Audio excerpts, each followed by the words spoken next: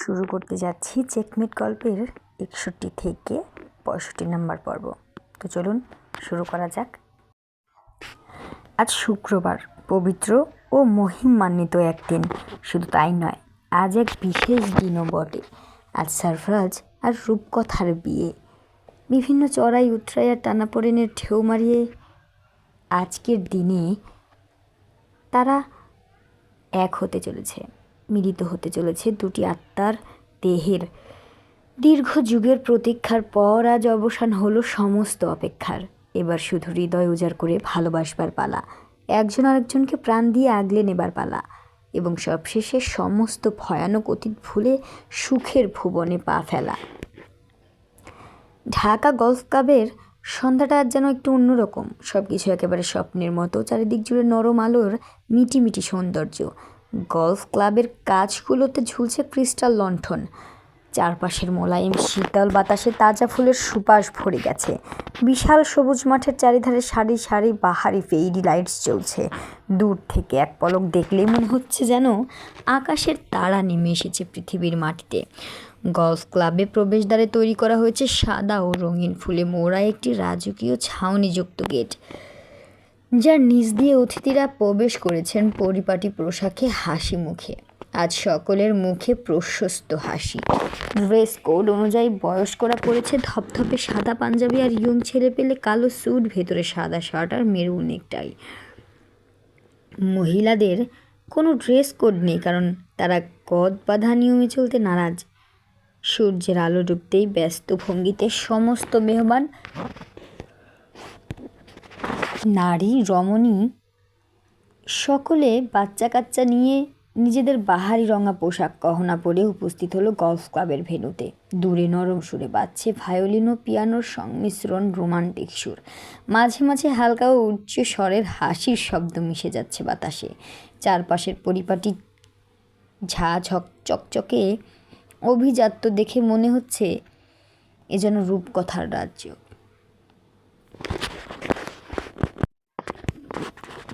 ক্লাবের লেকের ধারে সাজানো হয়েছে ক্যান্ডেল আর ফুলে ঘেরা টেবিল। সেখানে সার্ভ করা হচ্ছে ফুলের জুস ও ঠান্ডা কফি। মূল মঞ্চের পেছনে ঝুলছে ক্রিস্টাল ঝাড়বাতি। সাদা ফুলের তোড়ায় ভরা সফেদ সোফাগুলো অতিথিদের জন্য সাজানো। খাবারের টেবিলে কাচ্চি, বোরহানি, ডেজার্ট সহ বাহারি আইটেম সাজানো। ধীরে ধীরে অতিথি সমাগম বাড়তে লাগলো। ছোট ছোট বাচ্চারা এদিক সেদিক ছোটাছুটি করছে, যেন আনন্দ আর ধরছে না। সাদা শার্টের উপর কালো কোটি জড়ানো ওয়াটারগুলো আজ ভীষণ ব্যস্ত। এক মুহূর্ত পলক ফেলবার সময়টুকুনো আজ নেই তাদের। চারপাশে কঠোর নিরাপত্তা। পুলিশ কমিশনারের একমাত্র মেয়ের বিয়ে বলে কথা, আর বর তার ক্ষমতার কথা তোলাই থাকুক। এদিকে সুফিয়ান চৌধুরী আর রেখা হাসি মুখে আগত মেহমানদের আতিথেয়তা করছেন। কারোর মধ্যে কোনো তাড়াহুড়ো নেই, কোনো ব্যস্ততা নেই, সব কিছু সাজানো গোছালো। সমস্ত মেহমানদের সাথে কুশলাদি বিনিময় শেষে আবির মাহতাবের সামনে এসে দাঁড়ালেন সুফিয়ান চৌধুরী। এরপর তপ্ত শ্বাস ফেলে ঠোঁটে চিরচেনা প্রফুল্ল হাসি টেনে পাঞ্জাবির হাত গুটাতে গুটাতে বলে উঠলেন, বুঝলে আবির, আর যাই কিছু হোক, জামাই আমার মনের মতো হয়েছে। কত জন্ম তপস্যা করলে এমন জামাই মিলে জানো?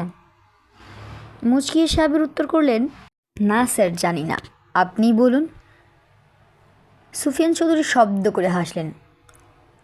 এরপর বললেন, হাজার জন্ম আবির, খাঁটি হিরে পেয়েছি আমি। সে আমার মন পড়তে জানে। এর চাইতেও বেশি পরের ছেলের থেকে আর কি আশা করা যায়? কিন্তু মনে রেখো, আমার মতো নাকি শ্বশুর তুমি কখনোই হতে পারবে না। তবুও তোমার জন্য দোয়া করি এমন হতচ্ছাড়া তোমার মেয়ের জীবনেও আসুক, বলেই হাসতে হাসতে প্রস্থান নিলেন সুফিয়ান চৌধুরী। রূপকথা এখনও পার্লার থেকে ফেরেনি।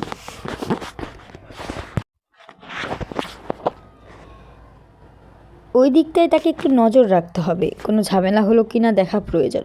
সুফিয়ান চৌধুরীর যাবার পানে তাকিয়ে আবির দীর্ঘশ্বাস ফেলে বলে উঠল, আপনি আজীবন এভাবেই হাসুন স্যার, আপনার হাসিতে পুরো পৃথিবী হাসে। গলফ ক্লাবের ভেন্যু বড় বড় উচ্চপদস্থ সরকারি অফিসার দিয়ে ভরে গেছে, সেই সাথে প্রশাসনের লোকে গিজগিজ করছে চারপাশ। কিন্তু কেউ নিজের প্রফেশন দাঁড়ি দেখাতে আসেনি আজ, সবাই এসেছে অতিথি হয়ে। আড়ম্বরপূর্ণ এক অনুষ্ঠানে অংশগ্রহণ করে অনুষ্ঠানের মাধুর্য আরও বাড়াতে রূপকথাকে নিখুঁত সৌন্দর্যে সাজাচ্ছে পার্লারের সিনিয়র আর্টিস্ট। রূপকথা গায়ে জড়িয়েছে অফ হোয়াইট জামদানি, সোনালি সুতার পাড়, আঁচলে আর জমিনে ছোট ছোট কারুকাজ। শাড়িটা পছন্দ করেছে সারফরাজ। পছন্দ করেছে বললে ভুল হবে, একদম নিজে গিয়ে জামদানি কুটির থেকে মনের মাধুরী মিশিয়ে বানিয়ে নিয়ে এসেছে। শাড়িটার সৌন্দর্যে রূপকথার চোখের পলক ফেলতে ভুলে গিয়েছিল। নিজের প্রিয়তমাকে নিয়ে কতটা ভাবলে একটা মানুষ এমন পাগলামি করতে পারে, এটাই শুধু ভেবেছে রূপকথা। শাড়ির আঁচলের বর্ডারে সুন্দর করে সারফরাজের নাম লেখা। সারফরাজ পই পই করে নিষেধ করেছে যাতে কৃত্রিম প্রসাধনী মেখে রূপকথার অনিন্দ সৌন্দর্য ঢেকে দেওয়া না হয়। যতটুকু না করলেই নয় ততটুকুই যেন হয়। যেই রমণী এমনিতেই স্বর্গের অপ্সরা, তার কাছে তো কৃত্রিম প্রসাধনের সৌন্দর্য ফিকে। সারফরাজের হুমকি মাথায় রেখে ভীত হাতে সাজিয়ে চলেছে আর্টিস্ট, কারণ নামমাত্র স্পেশাল মেকআপের জন্য আর্টিস্টকে মোটা অ্যামাউন্ট দিয়েছে সারফরাজ। শুধু তাই নয়, বউয়ের সৌন্দর্য দেখে বাসরের মুড চলে গেলে আর্টিস্টকে সারফরাজ হ্যাপি জার্নি উপহার দেবে। এসব ভেবেই তার ঘাম ছুটে যাবার জোগাড়। রূপকথার ফর্সামুখী অল্প ফাউন্ডেশনের প্রলেপ লাগিয়ে নিখুঁত ব্লেন্ডিং করলো। চোখের পাতায় স্মোকি আইশ্যাডো, মোটা করে কাজলের প্রলেপ, দীর্ঘ আইলাইনার, ব্লাশ অ্যান্ড হাইলাইটার, ঠোঁটে নুড লিপস্টিক আর কপালে ছোট্ট একটা পাথরের টিপ দিয়ে সাজ কমপ্লিট করলো আর্টিস্ট। এরপর অভিনব কায়দায় সাদা গোলাপ গুচ্ছ দিয়ে চুল বেঁধে ভারী ঘোমটা টানলো। দীর্ঘ কম্পিত তপ্ত শ্বাস ফেলে ন্যালি সোজা হয়ে দাঁড়ালো। এরপর আর্টিস্টের পানে এক গ্লাস পানি এগিয়ে বলে উঠল, কলিজা গলায় উঠে গেছে, নিন পানি খান। ভয়ার তো চোখে ন্যালির পানে তাকিয়ে পানি নিল মেয়েটি। এরপর ঠকঠক করে গলায় চালান করে বলে উঠল, হুমকিটা কি সত্যি ছিল আপু? ন্যালি অল্প দুষ্টু এসে বলল, এই মেয়ের বিষয়ে যা বলবে সব সত্যি। প্রাণাধিক প্রিয় তো, এই জন্য কোনো কিছুর পরোয়া না করে না। আসছি। রূপকথা নিজেকে খুঁটিয়ে আয়নায় দেখল। এরপর ঠোঁটে ঠোঁট টিপে হেসে উঠে দাঁড়ালো। রূপকথার ওড়না, ব্যাগ সব কিছু সামলে রূপকথাকে নিয়ে এগিয়ে চলল ন্যালি। নিচে তাদের গাড়ি দাঁড়ানো আছে। এমনিতে অনেক দেরি হয়ে গেছে, বেশি দেরি হয়ে গেলে সুফিয়ান চৌধুরী গালি দিতে দিতে মুড নষ্ট করে ফেলবেন। রূপকথার শাড়ির সাথে মিলিয়ে নিজের শেরওয়ানি বানিয়েছে সারফরাজ। সেটা গায়ে জড়াতেই চেহারা কেমন রাজকুমারদের মতো লাগলো। ক্লিন শেপ গাল দুটো আর একটু চকচকে হলো। বরাবরের ন্যায় স্লিকড ব্যাগ, চুলগুলো পরিপাটি করে আঁচড়ে গলায় আর হাতে অল্প পারফিউম স্প্রে করে রোলেক্সের নিউ এডিশন দামি চেনওয়ালা ঘড়িখানা হাতে পড়লো। ড্রেসিং টেবিলের উপর থেকে মাথার পাগড়িখানা হাতে নিয়ে কক্ষ ছেড়ে বাইরে বেরিয়ে এলো সে। ড্রয়িং রুমে অপেক্ষা করছেন মায়া। সিঁড়ি বেয়ে কারো নেমে আসার শব্দে উপরে তাকালেন তিনি। রাজপুত্র তুল্য একমাত্র সন্তান আভিজাত্য চলনে নামছে সিঁড়ি ধরে, ঠিক যেন গাম্ভীর্য বড়া কর্নেল সাহেব। সারফরাজকে বরবেশে দেখে চোখের জল ছেড়ে দিলেন তিনি। এরপর দেয়ালে ঝোলানো কর্নেল সাহেবের ছবির পানে তাকিয়ে বিড়বিড় করে আওড়ালেন, তোমাকে ছাড়াই বউ আনতে যেতে হচ্ছে, অথচ ছেলের বিয়ে, বউ, নাতিপুতি নিয়ে কত সুখময় স্বপ্ন ছিল তোমার। সারফরাজ ধীরে ধীরে নেমে এসে মায়ের কাঁধে হাত লাগলো। এরপর ডাকলো, মা। মায়া ঝটপট চোখের জল মুছে বলে উঠলেন, চল, দেরি হয়ে যাচ্ছে। মায়াকে ছেড়ে দরজার পানে দৃষ্টি তাক করলো সারফরাজ। বিমর্ষ মুখে একাকী মাথা নিচু করে দাঁড়িয়ে আছে ইয়ং। সারফরাজ ইয়ংয়ের সামনে এগিয়ে গিয়ে হতাশা মিশ্রিত শ্বাস ছেড়ে বলে উঠল, লুইসকে খুব মনে পড়ছে বুঝি। নিজেকে আর শক্ত বাঁধনে ধরে রাখতে পারল না ইয়ং। তার ভাষাহীন ঝাপসা চোখ গড়িয়ে মোটা মোটা জ্বর গড়ালো। অপরাধীর ন্যায় বেদনায় জর্জরিত হয়ে বিষাক্ত ঢোক গিলল সারফরাজ। এরপর বলে উঠল, আমাকে কেন হসপিটালেই মেরে ফেললে না ইয়ং? এই কঠিন অসহনীয় অপরাধ বোধ তো আমায় বাঁচতে দিচ্ছে না। প্রতি মুহূর্তে মরছি আমি। এসব দেখার জন্য কেন বাঁচালে তোমায় আমরা? আজকের এই দিনে এসব অলক্ষণে কথা না বললে তোর যাত্রা শুভ হচ্ছে না নাকি? আকস্মিক অভিরূপের প্রশ্নের সামনে তাকালো সারফরাজ। এরপর নিজেকে স্বাভাবিক করার চেষ্টা করে বলল, মিথ্যা কথাই বলছি। অভিরূপ তারা দেখিয়ে বলল, এসব অর্থহীন আলাপ অন্য এক সময় করা যাবে, এখন চল, দেরি হয়ে যাচ্ছে। সারফরাজের সামনে এগিয়ে এসে মায়া ইতস্তত করে বলে উঠলেন, বলছিলাম কি? সারফরাজ তাচ্ছিল হেসে বলে উঠল, আমি জানি মা তুমি কি বলতে চাইছো। ভাইপোর জন্য মনটা খুব খাচ্ছে তাই না? চিন্তা করো না, বিয়েতে অবশ্যই সে উপস্থিত থাকবে, নয়তো কলিজায় আগুন ধরবে কি করে। কনে পক্ষ গেট ধরার জন্য ফিতা বেঁধে অপেক্ষা করছে, এখনই বরপক্ষ এলো বলে। ন্যালি একদম গেটের সামনে। দর কষাকষির ক্ষেত্রে তার উপর আর কারো স্থান নেই। আজ লাখ টাকা আদায় করে তবেই ছাড়বে সে। নয়তো বউ পাবে না সারফরাজ। অল্প সময়ের মধ্যেই বরযাত্রী এসে গেটের সামনে উপস্থিত হলো। গাড়ি থেকে একে একে নামলো অভিরূপ, ইয়ং, নজরুল। গাড়িতে রইলেন মায়া আর সারফরাজ। কামাল আগেই নেমে গেছেন। অভিনালীকে চোখ টিপে বলে উঠল, ওই হই, আরে আসমানের হুর জমিনে কি করছে? নাকি আমিই চোখে ভুল দেখছি? ভুল জায়গায় চলে আসলিনি তো? রূপের ঝলকে চোখ তো অন্ধ হয়ে যেতে চাইছে হুরপরি। নিজের বড় বড় চোখ দুটো পলক ঝাপটে অভিকে কাঁচকলা দেখালো ন্যালি। এরপর মিহিস্বরে বলে উঠল, এসব মিষ্টি কথাই হচ্ছে না আজ। লাখ টাকা ফেলো, তবেই ছাড়া হবে গেট। টেবিলের উপর থেকে একটা মিষ্টি তুলে নিল অভি। এরপর সেটা মুখে পড়ে বলে উঠল, 1,00,000 টাকার কটা শূন্য থাকে? 1 সেকেন্ডে বললে এক্ষুনি ন্যালি শূন্য গুনতে গিয়ে মেয়ে কি রাগ দেখিয়ে বলে উঠল, আমার ম্যাথ সেন্স যাচাই করতে এসেছো? আরে না, তা হবে কেন? তো তো বলো শূন্য কয়টা? শূন্য যে কয়টাই থাকুক, পটাপট টাকা ফেলে ভেতরে ঢুকো, নাহলে ওখানেই সারা রাত দাঁড়িয়ে রাতে মশার কামড় খাও। ইয়ং এগিয়ে এসে একটা বাক্স দিল ন্যালির হাতে। বড় ভারী তা। ন্যালি টেবিলের উপর রেখে সেই বক্স খুলল। বক্স ভর্তি পিন মারা চকচকে টাকা। সন্ধিহান চোখে অভিকে একবার পরখ করলো ন্যালি। কেমন উপরের দিকে তাকিয়ে ঠোঁট বাঁকিয়ে রেখেছে অভি। শ্যামবরণ বদপুরুষটা কেমন ফর্সা হলো না ন্যালির।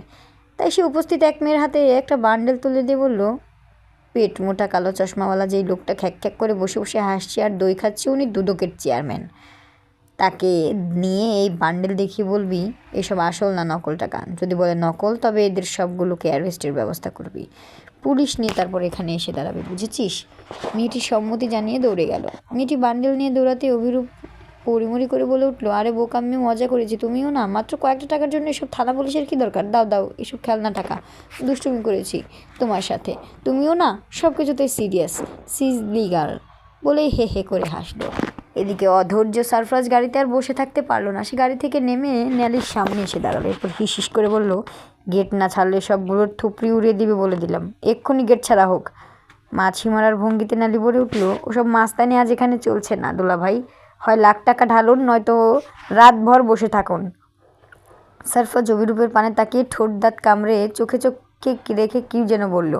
মানে বুঝতে পারে নজর সরিয়ে নিল অভিরূপ। এরপর ফিস করে ন্যালিকে বলে উঠল, তোমাকে মানাতে পারছি না বলে সারফরাজ আমাকে দুর্বল পুরুষ উপাধি দিচ্ছে। নিজের প্রেমিককে ভরা মসজিদে সে এভাবে বেইজ্জতি করতে খুব মজা লাগছে বুঝি? গেট ছেড়ে দাও পাজি মেয়ে। ন্যালি ঠোঁট উল্টে বলল, আমি এসব বুঝি না, তুমি টাকা দাও।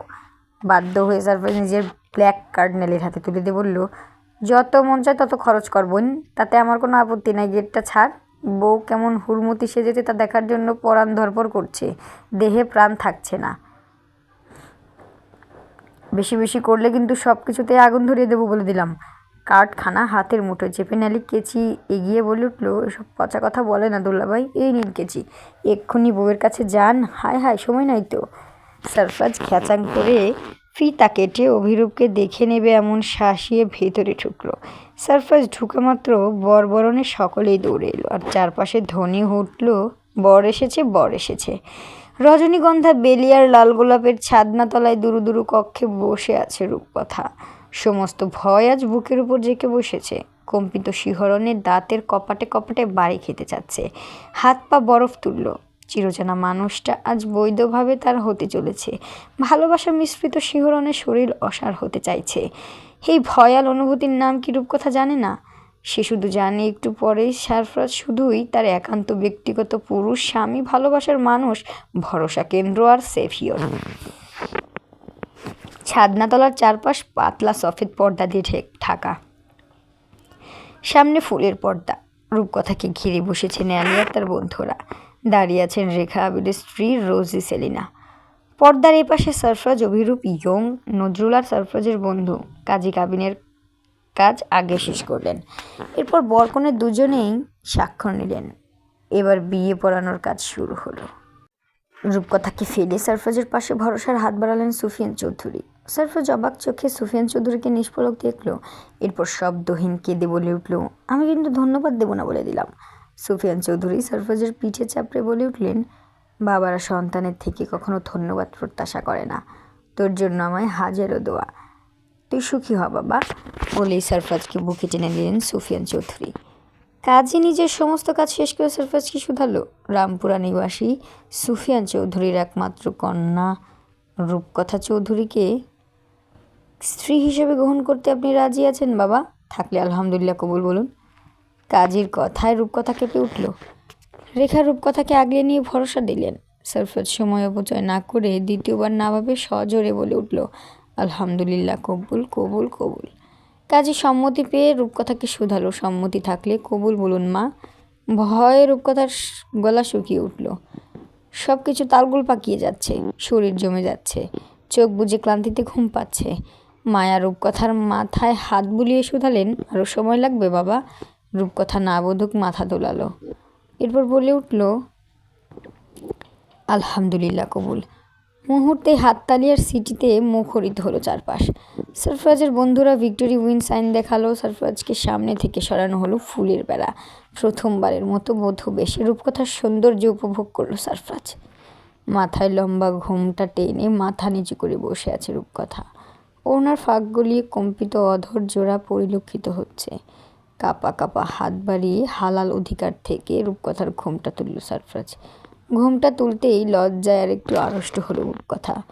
মুদিত পল্লব আর গোলাপ সম ঠোঁট সরফরাজের সারা শরীরে শিহরণ জাগালো। এই বুঝি তার মরণ হয়। সরফরাজ রূপকথাকে নরম গলায় ডাকলো, রানী সাহেবা। কিঞ্চিত মাথা তুলে চোখ মেলল সে। এরপর নুইয়ে পড়া লাজুকলতার ন্যায় সরফরাজের পানে অনিমেষ তাকালো। রূপকথার কাজল কালো চোখে সরফরাজ খেই হারালো। মুগ্ধ হয়ে বলতে চাইলো অনেক কিছু, কিন্তু কিচ্ছু বেরোলো না। লালচে ঠোঁট গলিয়ে শুধু অস্ফুট ছড়ে আওলালো, মাশাআল্লাহ। রূপকথা আর সরফরাজকে পাশাপাশি বসানো হলো। নেলি একটা বৃহৎ আয়না এনে সরফরাজের হাতে দিল। আয়নায় দুজনকেই দেখা যাচ্ছে। নেলি দুষ্টু হেসে জিজ্ঞেস করলো, আয়নায় কি দেখা যায় দুলাভাই? সরফরাজ আয়না থেকে চোখ তুলে রূপকথার পানে নজর নিবদ্ধ করলো। এরপর রূপকথার কপালে উষ্ণ চুমু এঁকে চোখে চোখ রেখে ঘোর লাগা স্বরে জবাব দিল, আমার জীবন, আমার মরণ, আমার জ্বালাতন নেশা, আমার রাজ্যের ক্ষমতাধর রানী। সরফরাজের রূপকথার আনন্দঘন বিয়ের পুরো জাঁকজমকপূর্ণ মুহূর্ত খুব কাছে থেকে দেখল রুদ্ররাজ। বাকি 5 জন মানুষের মতো সেও আজ এই মনোমুগ্ধকর বিয়ের অতিথি। আজ তার পায়ে কোনো শিকল নেই, নেই কোনো পাহারাদার বা জোরপূর্বক আটকে রাখার প্রয়াস। আজ কেউ তাকে চোখে চোখে রাখছে না, তাকে নিয়ে যেন কারো মাঝে কোনো ভাবান্তরই নেই। রুদ্রের মনে হলো এখানে সে এক অযাচিত বেমানান। সরফরাজ রুদ্রকে প্রলোভন ছুঁড়েছে। যদি আজ রুদ্ররাজ এখান থেকে পালাতে না পারে, তবে সে চিরজীবনের জন্য সরফরাজের হাত থেকে মুক্তি পাবে। রুদ্ররাজ পালালো না আজ। সরফরাজের খুশি, প্রাপ্তি, জয় সবকিছু দেখে তার মনে হলো তার নিজের জীবনটা বড্ড অর্থহীন। এতদিন অন্ধকারে গা ভাসিয়ে চূড়ান্ত ভুল করেছে সে। সরফরাজ সব দিকেই জয়ী, অথচ সে হেরে গিয়ে মুখ থুবড়ে পতিত হয়েছে সরফরাজের পদতলে। শেষ চেকমেট সরফরাজই দিয়েছে। তেজি, দক্ষ, সুকৌশলী সরফরাজের কাছে রুদ্র বড্ড অবক্ষ হাতের কাঁচা খেলোয়াড়। মায়া চৌধুরী বিশেষ খাতির করে রুদ্রের প্লেটে মুরগির লেগ পিস, ভালো ভালো মাংস তুলে দিয়েছে। সেগুলো গিলতে মরণ যন্ত্রণা হয়েছে তার। যে মানুষটি সব ভুলে তাকে এভাবে যত্ন করলো, সেই মানুষটিকে এই একদিন সে অবর্ণনীয় অসহনীয় কষ্ট দিয়েছে। বারবার মানুষটি মুক্তির আকুতি জানিয়েছে কাতর গলায়, অথচ রুদ্র কানেও তোলেনি তা। নিষ্ঠুরের মতো প্রতি মুহূর্তে তাকে ভীত করেছে নিজের কুৎসিত রূপে। আচ্ছা, এতদিন কোনো রুদ্রের কখনো মনে হয়নি যে মানুষটা তার রক্ত, তার আপন ফুপু, তার বাবার আপন ছোট বোন। সব কিছু জেনে শুনেও কোন মোহে অন্ধ হয়ে এই মানুষটির সাথে হৃদয়হীন ঘটনা ঘটিয়েছে সে। এই মুহূর্তে সুভান চৌধুরীর উপর আকাশ চমক ঘৃণা জন্মালো রুদ্রর। সেই সাথে নিজের কৃতকর্ম আর মন্দভাগ্য ভেবে তাচ্ছিল্য হাসল। চোখের কেনে কেমন নোনা জলে জমতে যাচ্ছে। এদিক সেদিক পলক ঝাপটে সেই জল লুকিয়ে গায়ের স্যুট টেনে টুনে ঠিক করে এগিয়ে গেল সরফরাজের সামনে। এরপর হাত বাড়িয়ে বলে উঠল, কংগ্রাচুলেশনস। রুদ্রকে দেখে ভয়ে জড়সড় হলো রূপকথা। রূপকথাকে বুকে আগলে সরফরাজ শক্ত করে রুদ্রের হাত চেপে ধরল। আজ কোনো ক্রোধ, জেদ, ক্ষমতাগিরি কিচ্ছু কাজ করলো না কারোর ভেতর।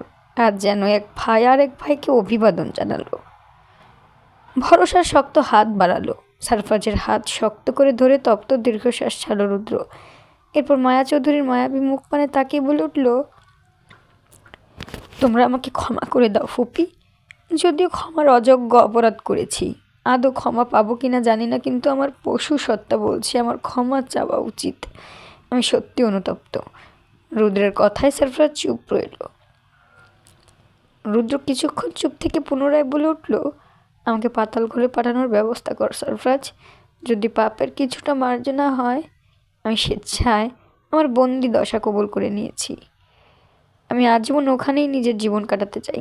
পৃথিবীর বাতাস বড্ড বিষাক্ত ঠেকছে। অন্ধকারই আমার আপন এখন। সারফাজ এক ভ্রু উঁচু করে শোধালো, রিয়েলি?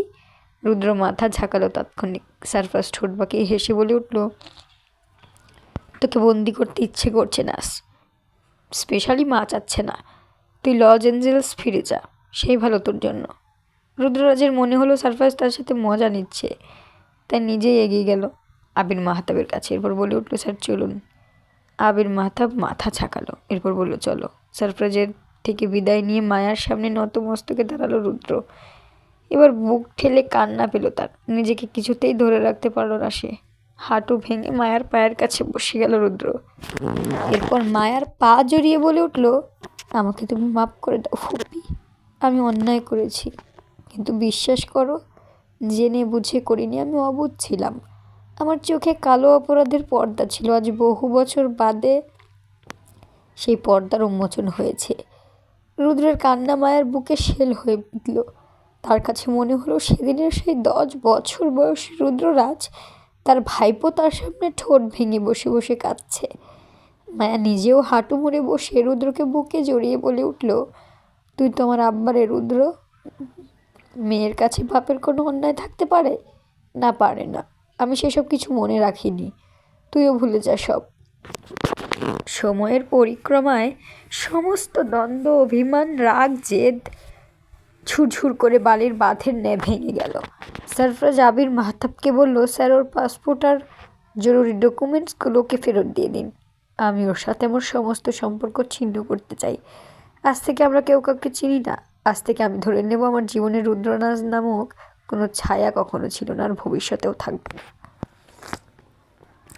সারফরাজের শক্ত গলার কথাটা রুদ্রের বুকে গিয়ে বিঁধল। সে মাথা নত রেখে অস্ফুট গলায় বলল, আমার সাজা কমানোর জন্য থ্যাঙ্কস, কিন্তু আমি আজীবন অন্ধকার কারাবাস ডিজার্ভ করি। আর দাঁড়ালো না রুদ্র। এখানে দাঁড়ানোর মতো মুখ নেই তার। সে লস এঞ্জেলস ফিরে যাবে, এরপর সেখান থেকে রাশিয়া। রুদ্র নামটা সকলের মন থেকে সে মুছে দিতে চায়। রুদ্রের কালো ছাওয়া আর যেন কারো ওপর না পড়ে, ব্যাস এতটুকুই। সারফরাজকে পুনরায় শুভকামনা জানালো রুদ্র। সে সারফরাজ আর রূপকথাকে উদ্দেশ্য করে বলে উঠল, তোরা হ্যাপি থাক। আর তোমাকে বিরক্ত করবার জন্য আমি সত্যি দুঃখিত রূপকথা। চাইবো তোমাদের সাথে আর কখনো আমার দেখা না হোক, কিন্তু তোমাদের খুব মিস করব। বেহায়া নির্লজ্জ মন তোমাদের বারবার দেখতে চাইবে, যোগাযোগও করতে চাইবে। যদি এমন ধৃষ্টতা কখনো দেখিয়েও ফেলি, প্লিজ কেউ রাগ করো না। আমার একাকী জীবন কালো মেঘে ঢাকা। আমি তোমাদের মতো এতটা সুখী নই। আসছি। রুদ্র পা বাড়ালো। মায়া পেছন থেকে ডেকে বলে উঠল, ফুপি, অপেক্ষা করবো তোর জন্য, ভুলে যাস না আমাকে। রুদ্ররাজ পেছনে ফিরল না, শুধু স্তম্ভিত হয়ে মাথা ঝাঁকালো। এরপর লম্বা লম্বা পা ফেলে গলফ ক্লাবের বাইরে বেরিয়ে এলো। বাইরে ইয়ং সহ আবির মাহতাব অপেক্ষা করছেন গাড়ি নিয়ে। রুদ্র কোনো ভনিতা না করে গাড়িতে উঠে বসলো। এরপর বলল, কোথায় যেতে হবে আমায় এখন?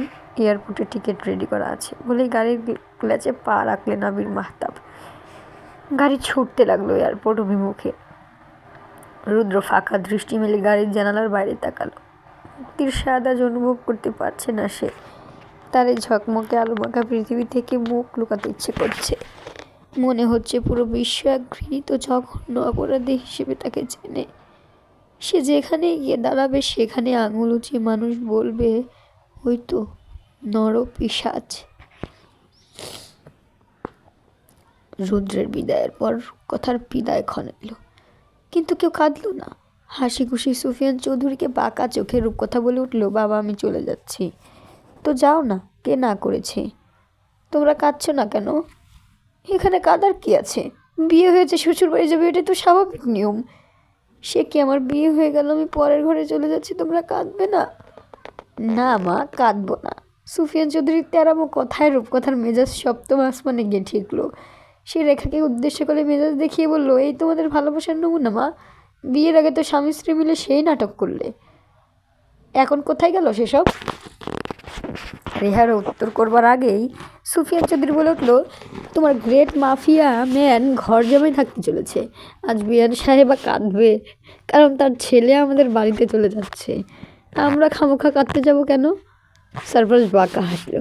এরপর সুফিয়ান চৌধুরীকে কাজকলা দেখে নিজের ফোন থেকে 2টো টিকিট বের করে বলে উঠল, কেমন দিলাম? খুব শখ না? আজ রাতেই চলে যাচ্ছি, ফিরবো 1 মাস পর। আপনাকে একদম বিশ্বাস নেই, নিজের বাড়িতে ডেকে নিয়ে আমাকে যে গ্যারা করে ফেলবেন আপনি, তা আমি পই পই করে জানি।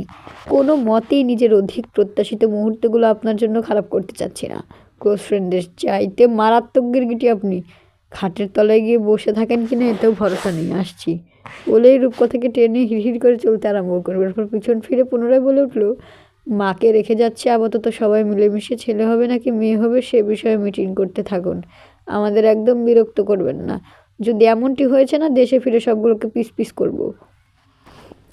সারফরাজের কথায় সুফিয়ান চৌধুরী স্তব্ধ হয়ে রইল। এবার তার সত্যি হাত পা ছুড়ে কাঁদতে ইচ্ছে করলে। কেমন ভেলকিবাজ ছোকরা এই সারফরাজ, ভেবেই মাথার চুল ছিঁড়তে ইচ্ছে করছে। ভোলা ভালা সেজে সে সুফিয়ান চৌধুরীকে ঘোল খাইয়েছে। হাজার হাজার টাকা খরচা করে ফুল কিনে ওদের জন্য ঘর সাজিয়েছেন তিনি, আর এই হতচ্ছাড়া কী বলছে এসব? সুফিয়ান চৌধুরী নানান ভাবনা ভাবতে আরম্ভ করলেন। সারফরাজ অভিকে ডেকে বলে উঠল, গাড়ি রেডি কর, ক্যাপ্টেন লিওর এয়ারপোর্টে অপেক্ষা করছে। অভিরূপ ফাঁকা ঢোকিলে দ্রুত পায়ে সারফরাজের পাশে এসে কানে কানে শুধালো, আকাশে আকাম করবি তোরা? সারফরাজ নাক ফুলিয়ে বলে উঠল, চাঁদের দেশে গিয়ে করবো, তোর কোনো আপত্তি আছে? অভি নিঃশব্দে মাথা নাড়ালো। এরপর পাংশু মুখে বলল, ক্যাপ্টেন লিও সব শুনে ফেলবে, মুখ দেখাবি কি করে? সারফরাজ চোখ গরম করে অভির চুলের গোছা টেনে ধরে হিস করে বলে উঠল, আমাকে এত নির্লজ্জ আর অধৈর্য পুরুষ মনে হয় তোর? অভিরূপ নিজেকে ধাতস্থ করে চুল থেকে সারফরাজের হাত ছাড়াতে ছাড়াতে বলে উঠল, আজকাল মানুষ নাকি রকেটে বাসর সারে। শুধু তাই নয়, সৌরজগতে ব্ল্যাক হোলকেও এরা ছাড়ছে না। সব জায়গায় তাদের সিগনেচার পদচারণা। ভাবতে পারছিস অবস্থা কোথায় গিয়ে দাঁড়িয়েছে? বাদ আছে কোথায়? বিষ্মুষে হয়ে শুধালো সারফরাজ। অভিরূপ কিছুক্ষণ ভেবে বলল, আমাজন জঙ্গলে। অ্যানাকন্ডার ভয়ে আপাতত ওখানে কেউ যায়নি। ঠিক আছে, তাইলে আমিই যাচ্ছি ওখানে। তুই গাড়ি রেডি কর শালা, আমার টাইম ওয়েস্টে তুই সবার উপরে। অভিকে দাঁত পিষে আর কয়েক দফা গালাগাল করে রূপকথাকে এক ঝটকায় কোলে তুলে বাইরে বেরিয়ে এলো সারফরাজ। পেছন পেছন গেল সকলে। ফুলে ফুলে সজ্জিত সারফরাজের কালো ব্র্যান্ডেড গাড়ি। রূপকথাকে গাড়িতে বসিয়ে সকলকে বিদায় জানালো সারফরাজ। এরপর অভিরূপকে আদেশ দিল, চল। Mount cliff palace, California. ক্যালিফোর্নিয়ার উত্তর উপকূলে সমুদ্রের তীরে খাড়া পর্বতের কিনার ঘেঁষে বানানো দৃষ্টিনান্দনিক পাথর, গ্লাস আর কাঠের সংমিশ্রণে এক প্যালেস। প্যালেসের পাশ বয়ে চলেছে সরু একটি জলপ্রপাত। নিচে নীরি জলের প্রশান্ত মহাসাগর। চারপাশে বিশাল উচ্চতা বিশিষ্ট রেডউড ট্রি, এক একটা গাছের উচ্চতা প্রায় 200 থেকে 300 মিটার। এক একটার ব্যাস এতই মোটা যে লম্বা চওড়া 5-6 জন মিলে হাত জোড়া দিয়েও বের আনতে পারবে না এই দানবীয় গাছের। যতদূর দৃষ্টি যায় ততদূর নাম না জানা গুল্ম উদ্ভিদের ঝোপঝাড়। চারপাশের বাতাসে বনফুলের সুঘ্রাণ ভেসে বেড়াচ্ছে। এখানে রাত নামে দ্রুত, চাঁদের নরম আলো মাটিতে পৌঁছায় খুবই কম। রাতের নিস্তব্ধতায় বয়ে চলা সমুদ্রের ঢেউয়ের গর্জন মনে প্রশান্তি দেয়। আর সম্মুখ পর্বতের গম্ভীরতা গা ছমছমে অনুভূতি সৃষ্টি করে। টানা 25 ঘন্টার জার্নি শেষ করে রূপকথা আর সারফরাজ নিজেদের এই প্যালেসে এসে উপস্থিত হয়। নিজের একাকিত্ব মুহূর্তগুলোকে আরও বেদনাদায়ক গাঢ় করতে এই বাড়িটি বানিয়েছিল সারফরাজ। একমাত্র এই প্যালেসে এসেই গলা ফাটিয়ে চিৎকার করতো সারফরাজ। জনমানবহীন এই অগোচরে সারফরাজের কষ্টের পরিমাপ কেউ করতে আসেনি, কেউ জানতেও পারেনি ভয়ানক অরণ্যে গভীর রাতে কেউ রোজন চারিতে জর্জরিত। রূপকথা বাইরে থেকে দাঁড়িয়ে প্যালেসের সৌন্দর্য অবলোকন করলো। গম্ভীর রাত, চারপাশে অন্ধকারে নিমজ্জিত। এখানে অন্ধকারের ঘনত্ব 1000 গুণ বেশি। দূর থেকে নেকড়ের পালের হাউলিং শোনা যাচ্ছে, সেই সাথে আছড়ে পড়া সমুদ্রের ঢেউয়ের গর্জন। সুউচ্চ পর্বতে নাম না জানা পাখি কেমন করুণ আর্তনাদে ডেকে উঠল। রূপকথার একটু ভয় লাগলো। সে সারফরাজের হাত চেপে ধরল। সারফরাজ রূপকথাকে টেনে নিজের কাছে নিয়ে ফিসফিস করে বলে উঠল, যতক্ষণ আমার শ্বাস চলছে ততক্ষণ তুমি নিরাপদ। ঠিক যেমনি করে মাতৃগর্ভে ছোট ভ্রূণ ঘুমিয়ে থাকে তেমন। আমি পাশে থাকা অবস্থায় কোনো ভয় নেই তোমার। চলো ভেতরে চলো, এই প্রাসাদে আজকে থেকেই তোমার শাসন বিচার শুরু হোক। তোমার দাস হতে হৃদয় বেকাবু হয়ে আছে। শীতের প্রকোপে রূপকথার শরীর থরথর করে কাঁপছে। সে হাঁটতে পারছে না। প্যালেসের ভেতর ক্ষীণ আলো জ্বলছে, হয়তো মোমের আলো। কিয়ৎ সময় পার হতেই খুট করে খুলে গেল দরজা। বাড়ির ভেতর থেকে ড্যাভিন বেরিয়ে এলো অ্যাঞ্জেলোকে নিয়ে। এরপর মাথা নত করে বলল, কংগ্রেচুলেশন বস, ভেতরে সব গোছানো আছে, ঠিক যেমনি আপনি চেয়েছেন, আমি আসছি বলে অ্যাঞ্জেলোকে নিয়ে পা বাড়ালো ড্যাভিন। অ্যাঞ্জেলো সারফ্রাজের কাছে আসার জন্য শব্দ করলো। সারফ্রাজ শুধু মাথায় অল্প হাত বুলিয়ে বলে উঠল, তোমাকে পরে আদর করবো অ্যাঞ্জেলো, আজকের আদরে কেউ ভাগ বসাতে পারবে না। সমস্ত আদর ভালোবাসা একজনের জন্যই জমানো আছে। রূপকথা সারফ্রাজকে মিহি কম্পিত স্বরে বলল, অ্যাঞ্জেলো থাকবে না আমাদের সাথে? সারফ্রাজ হাসকি স্বরে বলল, তোমার আমার মধ্যে তৃতীয় কারো উপস্থিতি তোমার ভালো লাগবে রানী সাহেবা? লজ্জায় মাথা নিয়ে রূপকথা বলল, ও কি করে বিরক্ত করবে, ও তো রাতে ঘুমিয়ে থাকে। ড্যাভিনকে চোখের ইশারায় চলে যেতে বলে সারফ্রাজ রূপকথাকে কোলে তুলে কক্ষ অভিমুখে হাঁটা শুরু করলো। এরপর কানের কাছে মুখ এনে ফিসফিস করে বলল, বিরক্ত করবে ও, কারণ আজ রাতেও ঘুমাতে পারবে না তোমার চিৎকার চেঁচামেচিতে। আজ আমি তোমার আর আমার মধ্যে কারোর উপস্থিতি চাচ্ছি না। ক্ষমতা থাকলে এই অরণ্যের সমস্ত জীব জন্তুকে চুপ করিয়ে দিতাম আমি, সেই সাথে বিরক্তিকর সমুদ্রের গর্জন। আর শুধু তোমার দম বন্ধকর ভারী শ্বাসের শব্দ শুনতে ইচ্ছে করছে, আর আমার ক্রন্দনরত মুখে উচ্চ স্বরে আমার নাম। রূপকথাকে কোলে করে নিজেদের শোবার ঘরে এনে বিছানায় বসিয়ে দিল সারফ্রাজ। মন্ত্রমুগ্ধের ন্যায় কক্ষের চারপাশে নজর বোলালো রূপকথা। কক্ষ জুড়ে বাহারি রঙের ক্যান্ডেল জ্বলছে, তাদের জ্বলন্ত সুগন্ধি পুরো কক্ষকে মাতাল করে তুলেছে। বাতিদানে জ্বলন্ত মোমগুলো ধীরে ধীরে পুড়ছে, জ্বলছে, তবু ক্ষয় হচ্ছে না, ঠিক সারফ্রাজের মতো। বিছানার সফেদ চাদরের উপর ইরানি গোলাপের পাপড়ি বিছিয়ে লাভ বানানো হয়েছে, সামনে তোয়ালে দিয়ে বানানো হংসী। ওক কাঠের বেডসাইড টেবিলের উপর কাচের মাঝারি আকারের ফুলদানি, তাতে শোভা পেয়েছে রূপকথার পছন্দের সাদা গোলাপ। রূপকথা আনন্দিত চোখে সারফ্রাজের পানে তাকিয়ে বলল, থ্যাঙ্কস, সব কিছুই আমার খুব পছন্দ হয়েছে। ড্যাভিনকে এক্সট্রা চার্জ দিও, তার রুচির প্রশংসা করলেও কম পড়ে যাচ্ছে। সারফ্রাজ অল্প হেসে রূপকথার মাথায় হাত বুলিয়ে বলে উঠল, ঠিক আছে দেবো, তার আগে ফ্রেশ হয়ে এসো। রূপকথা মাথা ঝাঁকিয়ে উঠে দাঁড়ালো। কক্ষের বৃহৎ ক্লোজেট মিলিয়ে সারফ্রাজ বলল, ওখানে সব আছে, শাড়ি থেকে শুরু করে সব, যেটা ভালো লাগে ওটাই পরে নাও, আমি লাগেজগুলো ভেতরে আনছি। রূপকথা সম্মতি জানাতেই সারফ্রাজ বাইরে বেরিয়ে এলো। এখানে প্রচুর ঠান্ডা, যদিও ঘরের কোণে ফায়ারপ্লেসে মৃদু আগুন জ্বলছে, কিন্তু বারবার দরজা খোলার কারণে হুড়হুড় করে শীতল হাওয়া ঘরে ঢুকে যাচ্ছে। সারফ্রাজ চলে যেতেই দরজার পাল্লা আটকে ক্লোজেটের সামনে এসে দাঁড়ালো রূপকথা। ভেতরে অনেকগুলো শাড়ি। সাধারণ সব পোশাকের থেকে সারফ্রাজ শাড়ি পছন্দ করে বেশি। রূপকথার কাছে সারফ্রাজ আবদার জানিয়েছে, যে কয়দিন সারফ্রাজ তার কাছে থাকবে সে কয়দিন যেন রূপকথার শাড়িই পরে। রূপকথার শাড়ি পরার সৌন্দর্য সারফ্রাজকে প্রতি মুহূর্তে ঘায়েল করে। সেই ঘায়েলে জখম হয় হৃদয়। মরণ যন্ত্রণায় কেমন হাপিত্তেস করতে থাকে চোখজোড়া, একদম দেহ কাছা ফেলে আত্মা ছুটে যেতে চায়।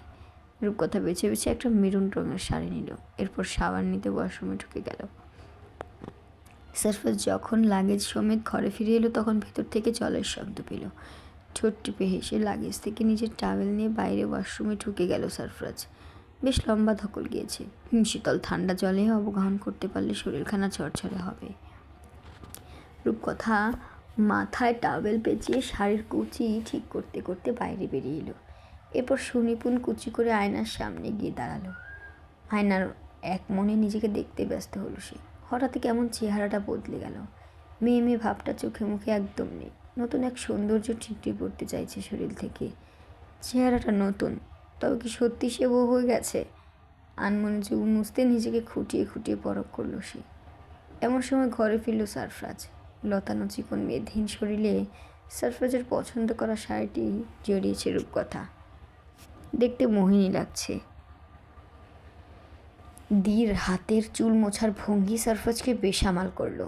শব্দহীন ধীর পায়ে রূপকথার একদম নিকটে দাঁড়ালো সারফ্রাজ। রূপকথার শরীর থেকে এখনো বউ বউ সুঘ্রাণ পাওয়া যাচ্ছে। সেই সুগন্ধে নিজের খেই হারালো সারফ্রাজ। নিজের বরফ সমশীতল দুই হাতে রূপকথার শাড়ির ফাঁক গলিয়ে মুক্ত উদর আলতো করে চেপে ধরল সারফ্রাজ। এরপর ঘাড়ের ভাঁজে মুখ ডুবিয়ে বলে উঠল, এই সর্বনাশী রূপে আমার নির্ঘাত মরণ, সে মরণ আমি হাসি মুখে কবুল করে নিলাম। প্রতিনিয়ত এই সৌন্দর্যের দংশনে আমার যন্ত্রণাদায়ক মৃত্যু হোক, আমিন। সারফরাজের শীতল স্পর্শ আর ঘোর লাগা উষ্ণ স্বরে কিঞ্চিত ঝাঁকুনি দিয়ে কেঁপে উঠল রূপকথা। মেরুদণ্ড বেশ শীতল স্রোত নেমে গেল পায়ের তলায়, শরীর জমে যেতে চাইছে, বুকে কেউ জোরে জোরে হাতুড়ি দিয়ে পেটাচ্ছে। আলগোসে কখন রূপকথার হাত থেকে তোয়ালে খুলে পড়ল তা ঠাউরি করতে পারল না রূপকথা। সারফরাজ হাতের বাঁধন আরেকটু শক্ত করে নিজের সাথে মিশিয়ে নিল রূপকথাকে। এরপর ঘাড়ের চুল সরিয়ে ফর্সা পিঠে তপ্ত চুমু আঁকল। উদরের কাছে সারফরাজের দুই হাত খামচে ধরে ঠোঁট টিপে চোখ বন্ধ করে ফেলল রূপকথা। ক্রমাগত শ্বাস ভারী হয়ে আসছে তার, শরীরে যেন বিদ্যুৎ তরঙ্গ খেলা করছে। রূপকথাকে ধীরে ধীরে নিজের পানে ফেরালো সারফরাজ। লজ্জায় লতানো শক্তিহীন ডগার ন্যায় নুইয়ে পড়তে চাইছে রূপকথা। সারফরাজ ঠোঁট প্রসারিত করে অল্প হাসলো, এরপর বলল, খুব নাজেহাল করছি তাই না? উত্তর করল না রূপকথা। সারফরাজ নিজের বুকে শক্ত করে জড়িয়ে ধরল রূপকথাকে। এরপর লম্বা শ্বাস ছেড়ে বলে উঠল, আমি সত্যি তোমাকে পেলাম। এই প্রাপ্তিতে আর কতখানি আনন্দ হচ্ছে আমি তোমায় বলে বোঝাতে পারবো না রূপকথা। জীবনে কোনো কিছু হাসিল করার জন্য এতটা মরিয়া হইনি আমি, এতটা ভয়ও কাজ করেনি কখনো। কিন্তু তোমাকে পাবো কি পাবো না এই ভয়ে কেটেছে আমার প্রতিটা ক্ষণ। এই যে নিশ্চিন্তে শ্বাস ফেলছি এটাও ভয়ে কাঁপতো তখন, মাঝে মাঝে বুকের কাছে আটকে থাকতো। তুমি আমার কত শখের তুমি নিজেও জানো না। আজ থেকে আমার পুরোটাকেই তোমাকে সঁপে দিলাম। আমার হৃদয় পুরে আমাকে শাসন করার জন্য আমায় বন্দি করো প্লিজ। আমি আজীবন তোমার কয়েদি হয়ে থাকতে চাই। রূপকথা ডাগর ডাগর চোখ তুলে একবার সারফরাজকে দেখলো, এরপর সারফরাজের বুকে থুতনি ঠেকিয়ে বলে উঠল, কয়েদ করে অসহনীয় যন্ত্রণা দেবো, সইতে পারবে? তুই শব্দটুকু করবো না, বিশ্বাস না হলে যন্ত্রণা দিয়ে দেখো। রূপকথা সারফরাজের বুকে শক্ত কামড় বসালো স্বইচ্ছে, কিন্তু নিশ্চুপ রইল সারফরাজ। ধীরে ধীরে কামড়ের মাত্রা বাড়ালো রূপকথা। সারফরাজ এখনও স্বাভাবিক চোখে মুখে রূপকথার কোমর জড়িয়ে আছে। মুখে নোনতা স্বাদ অনুভূত হতেই মুখ সরালো রূপকথা। সারফরাজের বুক থেকে বিন্দু বিন্দু রঞ্জন ধারা গড়াতে চাইছে। নিজের আঁচল দিয়ে সারফরাজের বুক চেপে ধরে ঠোঁট বাঁকিয়ে হাসল রূপকথা। সারফরাজ রূপকথার ছোট মুখখানি হাতের আজলায় ভরে ভরে উঠল, এইটুকুন শাস্তিতে আমার কিচ্ছু হবে না জান, আমি সারা রাত ধরে শাস্তি পেতে চাই, প্লিজ কিল মি। বলেই রূপকথার অধরের দখল নিল। প্রথমে একটু অপ্রস্তুত রইল রূপকথা, কিন্তু সারফরাজ তাকে সামনে নিল। ধীরে ধীরে গাঢ় হলো চুম্বন। দুজনের হাতের বিচরণ হলো অবাধ্য থেকে অবাধ্যতর। তপসুর শ্বাসে ভারী হয়ে উঠল কক্ষ। জ্বলে জ্বলে ক্ষয় হলো মোম। চাঁদের অল্প আলো থাই কাজ ডিঙিয়ে কক্ষে হানা দিল। বেডসাইড টেবিলের উপর থেকে পড়ে ভেঙে চূর্ণ হলো ফুল সমেত ফুলদানি। এতেও কারো কোনো ভ্রুক্ষেপ হলো না। টাইলসে ঝনঝন করে পতিত হলো মোম সমেত বাতিদান। রূপকথা সারফরাজের গলা জড়িয়ে চোয়ালে চুমু আঁকল। রূপকথার ইচ্ছে বোধহয় বুঝল বেহায়া প্রেমিক পুরুষ। রূপকথাকে শক্ত হাতে পাজা করে তুলে বিছানায় ছুঁয়ে দিল।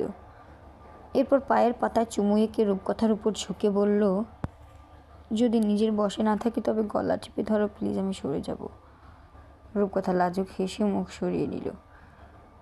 কামুক চোখে রূপকথার ভেজা ঠোঁটের পানে তাকিয়ে সারফরাজ আওড়ালো, বিসমিল্লাহ ইয়া আল্লাহ, শয়তানের প্রভাব থেকে আমাকে এবং আমার সন্তানকে তুমি রক্ষা করো। ধীরে ধীরে চাঁদের আলো সরে গিয়ে বিশাল দেহি রেডউড গাছের চূড়ায় লুকালো। স্তব্ধ হলো গহীন অরণ্য, নিভে গেল সমস্ত আলো। পবিত্র ভালোবাসার শেষ স্বাদ আহরণে মুক্ত হলো দুটি দেহ, দুটি হৃদয়। ধীরে ধীরে ভেসে এলো চাপা সুখ মিশ্রিত আর্তনাদ। গাছের ডালে বসা এক হুতুম পেঁচা কেবলই তার শিকার ধরার জন্য প্রস্তুতি নিচ্ছে। এমন সময় চিৎকার করে ডাকলো রূপকথা, সারফরাজ আইউ কিল ইউ। শিকার আর ধরা হলো না পেঁচার। ভয়ে পাখা ঝাপটে উড়ে পালালো। সে বুঝে গেল এই অরণ্যের ভয়ানক রাজার ক্ষমতা ধরা রানী এসে গেছে। নয়তো এমন গলা মারিয়ে চিৎকার করে ডেকে খুন করার হুমকি দেয় দুঃসাহস কার? বৃহৎ রেডউডের চূড়া ছাপিয়ে ভোরের নতুন টকটকে লাল রঙা সূর্য উঁকি দিল। নিদ্রা ভঙ্গ হলো বিহঙ্গ কুলের, সেই সাথে পরিস্ফুটিত হলো ফুলের দল। ঝর্ণার কলকল ধ্বনি আর জলপ্রপাতের ছড়ছড় শব্দে উদ্বেলিত হলো চারপাশ।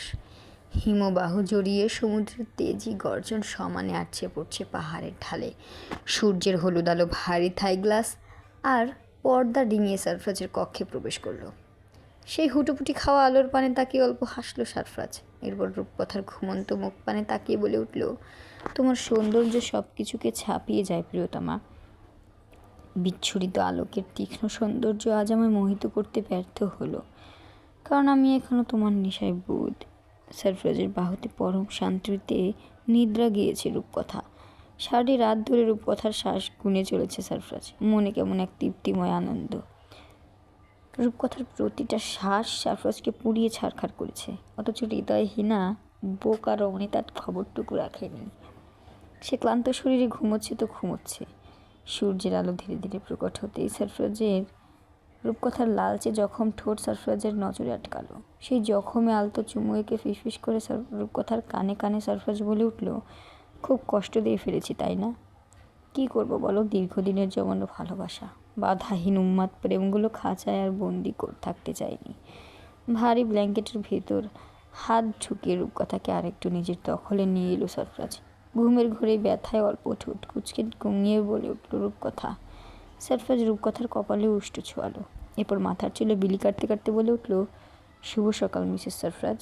আপনার নিদ্রাভঙ্গের অপেক্ষায় পুরো পৃথিবী প্রহর গুনছে, আপনি না জাগলে যে সকাল হচ্ছে না। সারফরাজের ঘোর মেশানো ভারী স্বরে পিট করে চোখ মেলে তাকালো রূপকথা। এরপর সারফরাজের বুকে গুটিসুটি মেরে শুয়ে সারফরাজকে শক্ত করে জড়িয়ে চোখ বুজে ঘুম চড়ানো গলায় বলে উঠল, মাত্রই তো ঘুমালাম, আর একটু ঘুমোতে দাও প্লিজ। চোখ খুলে রাখতে পারছি না, প্রচণ্ড ঘুম ভর করছে চোখের পাতায়। বলতে বলতে পুনরায় ঘুমে তলিয়ে গেল রূপকথার এত গভীর নিদ্রা সহ্য হলো না সারফরাজের। সে ভোররাত থেকে জেগে রয়েছে, অথচ মেয়েটা ঘুমে কাতর। সারফরাজ কপাল কুঁচকে নাক ফুলালো। তার এত সুন্দর প্রেম মিশ্রিত বাণী তোয়াক্কা করলো না রূপকথা, এটা তার মানতে কষ্ট হলো। সে তার ঠান্ডা হাতটা রূপকথার উদরে চেপে ধরল। আচমকা ঠান্ডা অনুভূতিতে কেঁপে উঠল রূপকথা। এরপর বিরক্তিতে বলে উঠল, আমি কিন্তু এর জন্য শাস্তি দেব তোমায়। শাস্তির কথা শুনে সারফরাজের এক ভ্রু উঁচু হয়ে গেল। 1.5 ফুট একটা মেয়ে তার মতো মাফিয়াকে শাস্তি দেবে? এত বড় ঔদ্ধত্যপূর্ণ কথা, কী শাস্তি দেবে রূপকথা? এটা সে দেখতে চায়। সে তার ঠান্ডা হাড়জোড়া দিয়ে জোর করে চেপে ধরল রূপকথাকে। এরপর উপর থেকে সরিয়ে দিল ব্ল্যাঙ্কেট। ঠান্ডায় রূপকথার অনাবৃত শরীর শিউরে উঠল। উষ্ণতার জন্য সে শক্ত করে সারফরাজকে জাপটে ধরল। এরপর উষ্ণতা তালাশ করে বলে উঠল, ঘুমোতে দিচ্ছ না কেন? জোরে ধমকে উঠল রূপকথার ধমক পাত্তা না দিয়ে সারফরাজ বলে উঠল, দেখতে চাচ্ছি কী শাস্তি দেবে তাই। আচ্ছা দেখাও দেখি কেমন শাস্তি। রূপকথা তপ্ত শ্বাস ফেলে বড় বড় চোখ মিলল। এরপর আশপাশ হাতড়ে সারফরাজের কালো টি শার্টখানা কোনো মতে গায়ে জড়িয়ে সারফরাজের বুকের উপর উঠে গেল। নিজের সরু আঙুলি দিয়ে আলতো করে ছুঁয়ে দিল সারফরাজের নাক, ঠোঁট আর অ্যাডাম আপেল। নেশা ধারণার চোখ জোড়া সারফরাজের চোখে নিবদ্ধ করে ঝুঁকে গেল সারফরাজের মুখের পানে। এরপর ফিস করে বলে উঠল, আমাকে সামলাতে পারবে? ফাঁকা ঢোক গেল সারফরাজ। রূপকথা সারফরাজের চুলে আঙুলি চালিয়ে টেনে ধরে বলে উঠল, গত রাতে তুমিই বলেছিলে না রানী সাহেবার হুকুম শিরোধার্য? রূপকথার এলোমেলো সৌন্দর্যে নিজের জ্ঞান খোয়ালো সারফরাজ। বাধ্য দাসের ন্যায় উঠে বসে ছুটে চাইল রূপকথার অধর, কিন্তু তার আগেই বিছানা থেকে লাফিয়ে নেমে গেল রূপকথা। এরপর বুড়ো আঙুল দেখিয়ে বলে উঠল, 2 দিন আমার নাগাল পাবে না তুমি। কত বড় মাস্তান হয়েছ আমি দেখতে যাই। সারফরাজের মাথা ভো করে ঘুরে উঠল নিমেষেই। এত বড় শাস্তি সইবার ক্ষমতা তার নেই। এই শাস্তিতে তার মৃত্যু অনিবার্য। সারফরাজ বিছানা থেকে নেমে রূপকথার সামনে দাঁড়িয়ে কাকুতি মিনতি করল, কিন্তু নিষ্ঠুর মানবীর হৃদয় গলল না। বাঁকা হাসল সারফরাজ। সোজা আঙুলে ঘি না উঠলে আঙুল বাঁকাতে জানে সে। খপ করে রূপকথাকে চেপে ধরল সারফরাজ। ভয়ে হাঁটুসমু টি শার্ট চেপে ধরে 1 পা 2 পা পেছালো রূপকথা। এক সময় পদযুগল থেমে গেল, পেছানোর পথ শেষ। পিছনের কঠিন দেয়ালে রূপকথার পিঠ ঠেকে গেল। রূপকথাকে 2 হাতের মাঝখানে বন্দি করে ভ্রু নাচালো সারফরাজ। আগুন জ্বালিয়ে না নিভিয়ে চলে যাবে তা তো হবে না ডার্লিং। যেই হুতাশনে তুমি কেরোসিন ঢেলেছে সেই জ্বলন্ত অঙ্গানে তোমাকেই জল ঢালতে হবে। Let's go. রূপকথা দুপাশে মাথা ছাকালো, এরপর মিনমিন করে বলল, তোমার গর্দান নেবো আমি রানীর সাথে? এসব কী ধরনের ভণ্ডামি? গর্দান পরে নিও, আগে আমার মনোরঞ্জন হোক। চারপাশে তাকে বাঁচানোর পথ খুঁজল রূপকথা। সারফাজের হাত বন্ধন থেকে কোনো মতো ফসকে ওয়াশরুম থেকে ঢুকে গেল রূপকথা। সারফাজ কম যায় কিসে? রূপকথাকে দরজা আটকানোর ফুরসত না দিয়ে নিজেও ঠুকে পাকা হেসে বলে উঠল, আগে বলবে না তোমার জল খেলে খেলতে ইচ্ছে করছে? ওকে, নো প্রবলেম, আমি সব জায়গাতেই ফিট আছি। রূপকথা চোখ মুখ শক্ত করে বলে উঠল, বাবার কাছে বিচার দেব তোমার নামে, যদি জেলে না ভরেছি দেখো। সারফাজ গায়ের হাতবিহীন ব্ল্যাক স্যান্ডো গেঞ্জি খুলতে খুলতে বলে উঠল, এই অপরাধে যদি আমার জেল হয় তবে প্রতি ঘন্টায় ঘন্টায় আমি জেলে যেতে রাজি আছি। এবার কাছে এসো শোনাবনি। রূপকথা একটা শ্যাম্পুর বোতল ছুঁড়ে মেলে বলে উঠল, বেশি কাছে এলে মাথা ফাটিয়ে দেবো ফাতরা ছেলে। সারফাজ চোখ মুখ কুচকে শ্যাম্পুর বোতল গুছিয়ে রেখে বলে উঠল, গত রাতে তো। বলার আগেই সারফাজের মুখ চিপে তুলল রূপকথা। লজ্জায় তার মাথা নুইয়ে যাচ্ছে গত রাতের কথা মনে পড়তেই। দিনের বেলায় ঘটনার রিপিট হলে লজ্জায় নির্ঘাত মূর্ছে যাবে রূপকথা। এই অসভ্য বেহায়া পুরুষ সে খবর রেখেছে, নাকি জেনে বুঝে তাকে কাবু করতে চাইছে? রূপকথার হাত আলগোছে মুখ থেকে সরিয়ে সারফাজ ফিসফিস করে বলে উঠল, গত রাতে আমি তোমার হাতে খুন হয়েছি বউ। তুমি যে এতটা হৃদয়হীনা নিষ্ঠুর ঘাতকে তা আমি দুঃস্বপ্নেও কল্পনা করিনি। রূপকথাকে জড়িয়ে ধরে শাওয়ারের নব ঘোরালো সারফাজ। শীতল জলের স্পর্শে সারফাজকে শক্ত করে চেপে ধরল রূপকথা। সারফাজের পিঠের নখে ধারালো আঘাতগুলোতে পানি ছুঁয়ে দিতেই সেগুলো জ্বলে উঠল। সারফাজ রূপকথার লতানো কোটি দেশে ভালোবাসার স্পর্শ বুলিয়ে নিশাধরা গলায় বলল, I will be gentle this time to. নিজের লাগেজপত্র নিয়ে ক্যালিফোর্নিয়া এয়ারপোর্টের ওয়েটিং এরিয়ায় বসে আছে রুদ্ররাজ। আজ কিছুক্ষণ বাদে তার রাশিয়ার ফ্লাইট। ওখানেই ভিলেজ এরিয়ার একটা হসপিটালে অ্যাপ্লাই করেছে সে। তার রুদ্রের কোয়ালিফিকেশন দেখে তাকে অ্যাপয়েন্ট করেছে। নিজের বাকিটা জীবন সেখানে চূড়ান্ত অনুশোচনার অপরাবোধ নিয়ে একাকী কাটিয়ে দেবে রুদ্র। তার কালো ছায়া আর কারোর উপর ফেলতে চায় না সে। সবাই ভালো থাকুক, হ্যাপি থাকুক, এটাই তার চাওয়া। মাঝে মাঝে অন্যের ভালো থাকা সুখে থাকা দেখেও ভালো লাগে। সারফরাজের সুন্দর ভবিষ্যতে মোটেও ঈর্ষান্বিত নয় সে, বরং সারফরাজের এটা আরও আগে ডিজার্ভ করতো। জীবনে রুদ্রের ছায়া না থাকলে সারফরাজ আরও আগেই সুখী হতে পারত। নিজের নিকৃষ্ট রূপ মনে পড়তেই লজ্জায় মাথা নিচু করে ফেলল রুদ্র। এমন সময় পাসপোর্ট চেকিং এরিয়ায় স্টাফদের হাউকাউ শুনে তার ধ্যান ছুটল। হট্টগোল উদ্দেশ্য করে সামনে তাকালো রুদ্র। একটা ছোট শীর্ণদেহের ফর্সা সুন্দরী রমণী হাত নেড়ে তাদের কিছু বোঝানোর চেষ্টা করছে। বড় বড় বাদামি মনির চোখ দুটোতে অন্তহীন মায়া আর হাজার কথার ফুলঝুরি, কিন্তু ঠোঁটে কোনো কথা নেই। মেয়েটির ইশারাপূর্ণ কথা স্টাফগুলো বুঝতে পারছে না। রুদ্র অবাক চোখে বেশ কিছুক্ষণ মেয়েটার অঙ্গভঙ্গি খেয়াল করল। এরপর তপ্তশ্বাস ফেলে উঠে দাঁড়িয়ে মেয়েটির কাছে গেল। বাকশক্তিহীন মানুষদের সাথে বেশ কয়েকবার কাজ করেছে রুদ্র। মেয়েটির সাইন বুঝতে চায় আর এক মুহূর্ত সময় লাগলো না। রুদ্র স্টাফগুলোর সামনে গিয়ে নিজের পরিচয় জাহির করলো। Excuse me, I am a doctor. The girl is speech impaired. I will tell you what she is trying to say. বলে মেয়েটিকে হাতের ইশারায় শুধালো। What's your problem? রুদ্রের ইশারায় মেয়েটি যেন প্রাণ ফিরে পেল। তার চোখে মুখে খুশি উপলে উঠল। সে মিষ্টি একটা হাসি উপহার দিল রুদ্রকে। এরপর চোখে মুখে চিন্তা ফুটিয়ে নিজের টিকিট, ভিসার পাসপোর্ট রুদ্রের পানে এগিয়ে বোঝালো, আমার টিকিটে নামের স্পেলিং ভুল রয়েছে, এজন্য তারা আমাকে ভিতরে ঢুকতে দিচ্ছে না। কিন্তু আজকের ফ্লাইট আমার জন্য বেশ গুরুত্বপূর্ণ। আমাকে যে কোনো মূল্যে রাশিয়া যেতে হবে। It's my dream opportunity. Rudra মেয়েটির টিকিট আর পাসপোর্ট চেক করে অফিসারকে বলে উঠলো, এটা তেমন কোনো বিগ ইস্যু নয়, পাসপোর্ট ভিসা সব ঠিক আছে, নামে একটা স্পেলিং মিসিং, প্লিজ ওনাকে যেতে দিন। স্টাফ শুনলো না। রুদ্রের রাগ চিরবিরিয়ে উঠল ইমিগ্রেশন অফিসারের উপর।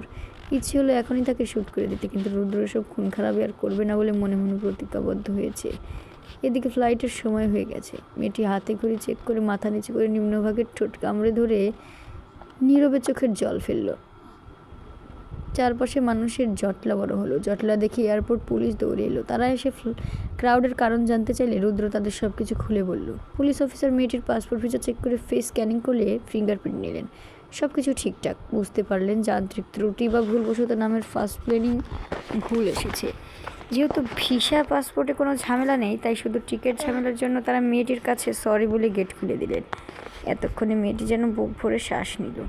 সে রুদ্রের পানে তাকিয়ে মাথা ঝাঁকিয়ে দৌড়ে ভিতরে ঢুকে গেল। পেছন পেছন গেল রুদ্র। তার হাতেও আর সময় নেই। রুদ্র আজ আর বিজনেস ক্লাস সিট বুক করেনি। নিজেকে সাধারণ বানিয়ে বাকি পথ চলতে চায় সে। তাই সূচনাটা আজ থেকেই হোক। বিমানে উঠে নিজের সিট খুঁজতে খুঁজতে অবাক হলো রুদ্ররাজ। সেই মেয়েটি তার পাশের সিটে বসে আছে। মেয়েটিকে নিজের পাশে পেয়ে অদ্ভুত এক ভালো লাগা কাজ করলো রুদ্রের মনে।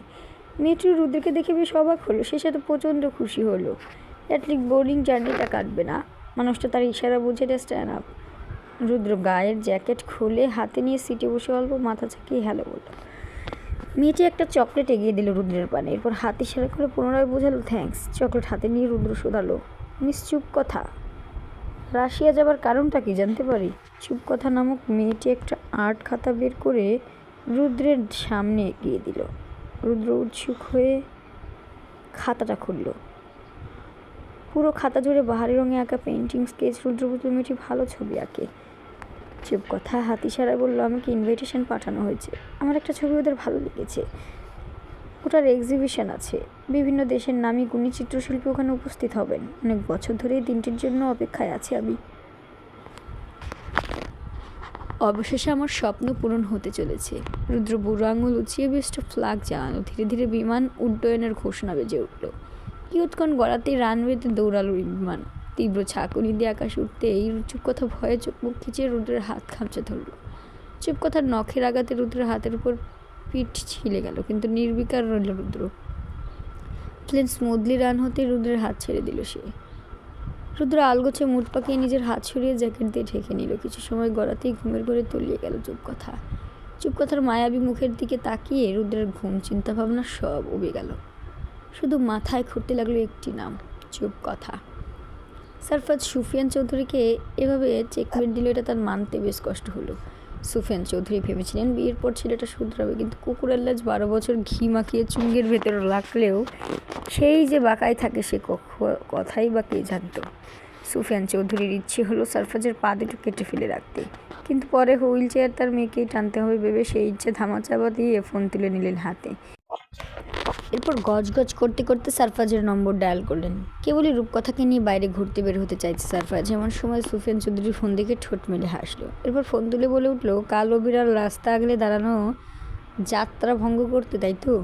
সুফিয়ান চৌধুরী নিজের এমন বিশেষণে দাঁত মুখ কামড়ে বলে উঠল, এমন চটকানা মেরে সামনের দাঁত ফেলে দেবো হতচ্ছাড়া। সারফাজ কিটকিটিয়ে হেসে বলে উঠল, এতে আমারই সুবিধা আব্বা জান, ভাত আর খাবো না। মেয়ের জামাইয়ের কুরুচিপূর্ণ কথায় চোখ মুখ কুচকে সুফিয়ান চৌধুরী বলে উঠলেন, তোকে ফোন করায় আমার পাপ হয়েছে, তুই জাহান্নামে যা, যাবার আগে আমার মেয়েকে ফোনটা দিয়ে যা। সারফাজ টিঙ্কুনি কেটে শুধালো, এত রাতে মেয়ের চিন্তায় ঘুমোচ্ছে না বুঝি? তোর মতো শয়তানের হাতে মেয়ে তুলে দেবার পর কোনো বাপের চোখে ঘুম থাকতে পারে? সারফাজ মুখ বাঁকিয়ে রূপকথার সামনে গিয়ে ফোন এগিয়ে বলল, নাও তোমার গোয়েন্দা বাপ ছলচাতুরি করতে ফোন দিয়েছে, কথা বলবে ভালো কথা, তার কথায় মন ঘুরিয়ে বসো না আবার। মন ঘোরালেও সেসব শুনবো না আমি। 1 মাস মানে 1 মাসই, 1 মাসেও চন্দ্রমধ্য আহরণ হবে কি না আই ডোন্ট নো। রূপকথা কনুই দিয়ে গুঁতা দিল সারফাজের পেটে। এরপর ফোন কানে তুলে উৎফুল্ল গলায় বলল, হ্যাঁ বাবা বলো, কেমন আছো তোমরা সবাই?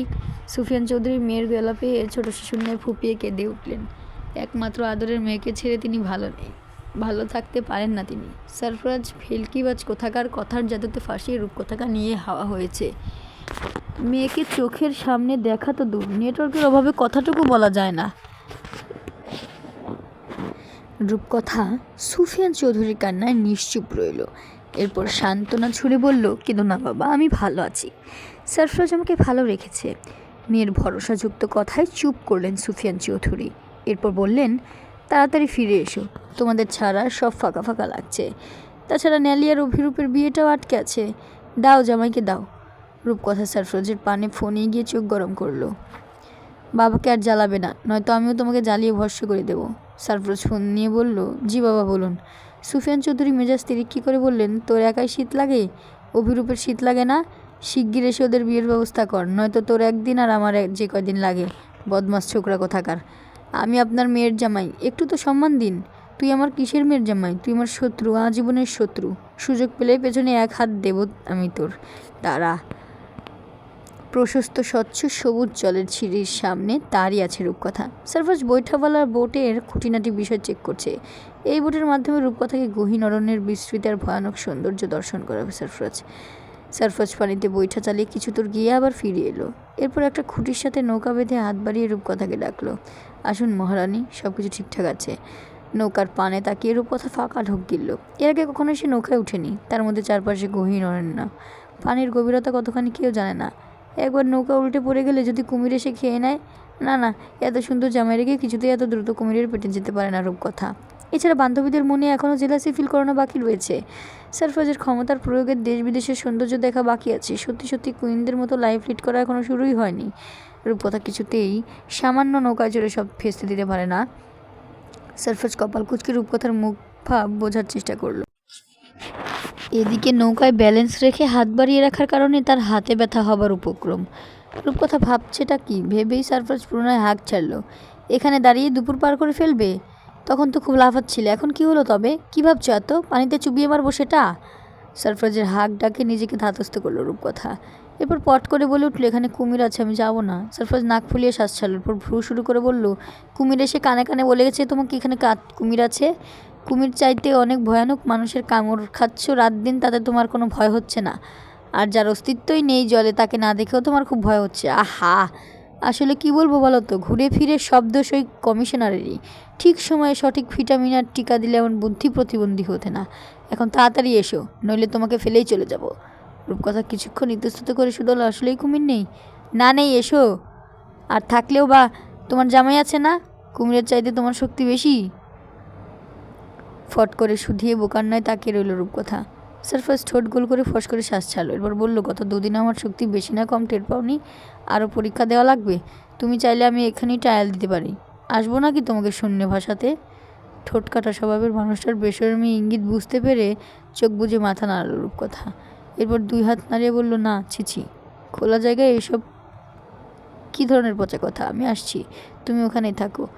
রূপকথা ভীত পা ফেলে নৌকার পানে এগিয়ে এলো। এরপর সারফরাজের হাত চেপে ধরে নৌকায় উঠে চুপচাপ বসলো। রূপকথাকে বসিয়ে নিজেও রূপকথার মুখোমুখি বসলো। এরপর দুই হাতে দুইটা বৈঠা চালিয়ে চলতে আরম্ভ করলো। প্রথমে রূপকথার বুক দুরু দুরু করলো, কিন্তু ক্ষণকাল গড়াতেই নাম না জানা বাহারি রঙের পাখি আর বুনো ফুলের সৌন্দর্যে রূপকথার সমস্ত ভয় কেটে গেল। রূপকথার ইচ্ছে হলো সবুজ জলে হাত ভেজাতে। সে সারফরাজের পানে তাকিয়ে পুনরায় বলল, পানিতে হাত ভেজালে কিছু কামড় দেবে পানির নিচ থেকে?